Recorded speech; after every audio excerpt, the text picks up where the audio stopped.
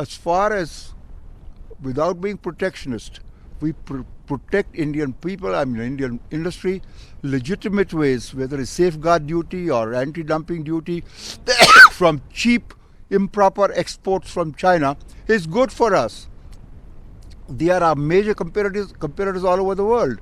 To the extent they have a problem, we should support our industries here, not protectionist, but again dumping and special safeguard duties. But yes, to the extent that there is a downside, these things all have upside. They export very cheap to other countries, and other countries allow those things to come in. To that extent, we will lose markets. That's an important point that you're making, that in that opportunity also lies the pressure point. You're somebody who knows the global investor, and India has been talked about as this bright spot. How much can India be insulated from pain in our neighborhood? I mean, China is at the verge of, many people believe, a collapse. Nobody knows what's really happening in that economy. And it is potentially going to export deflation to the world, dump our markets with cheap exports. Mr. Bajaj rightly said, you cannot be protectionist, but you've got to protect Indian industry. Where do you see India amidst all of this crisis? So first, thanks for being with us in the snow and suffering as much as we are. This is going to be a great week. I think for India, I'll be slightly more positive. I think when you see global oil prices where they are, what's 40, now 30, it's now cracked $28 a barrel, it solves many of India's issues. The budget deficit, the current account deficit. Yes, we now have an opportunity to actually play with our fiscal and budget deficit and do something about it. China, as you said it, no one knows what's going on. The issue, how it affects us, as Mr. Bajaj was saying, is they've slowly started playing with the currency. The currency is depreciating. The exports become more competitive. But they are used to a very controlled environment. They don't know how to handle this anymore. As India, we should be worried about that. Obviously, there will be money which will be leaving all emerging markets, given what the Fed is doing in the US. But I think we've seen this movie before. We have to be really careful. But as far as India is concerned, we're slightly siloed.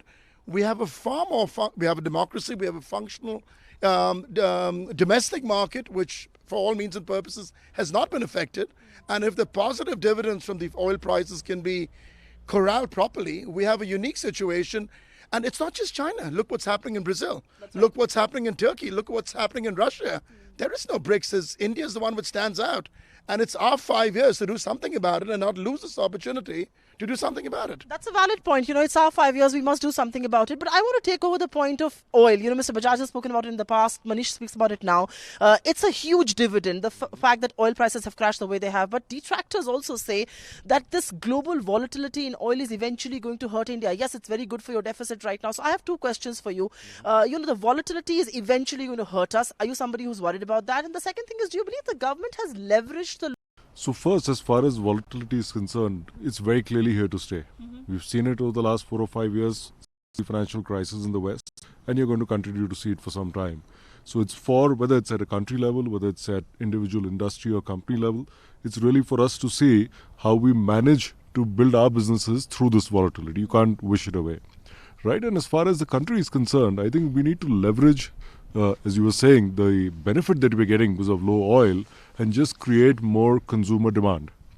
And if we get that right, we will see the rest of the machinery working. We'll see industry adding more capacity, capex cycle will change, banks will find it easier because their loans will start getting repaid. So we have to really focus on consumer demand. Find us on Facebook at facebook.com/ETNow and don't forget to click the like button. You can also follow us on Twitter at ETNowLive. To stay updated with all our programming, hit the subscribe button on our YouTube channel by logging on to youtube.com/user/ETNow.